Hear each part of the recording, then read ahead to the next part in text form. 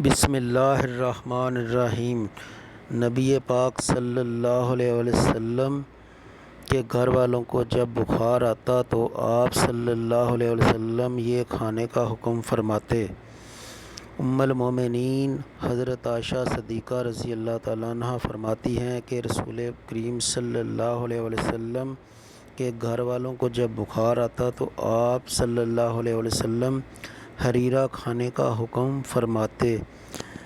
یہ غمگین دلوں کو سنبھالتا ہے اور بیمار دل سے اس طرح رنج و غم دور کر دیتا ہے جس طرح کہ تم میں سے کوئی عورت اپنے چہرے سے میل کو پانی کی مدد سے دور کر دیتی ہے۔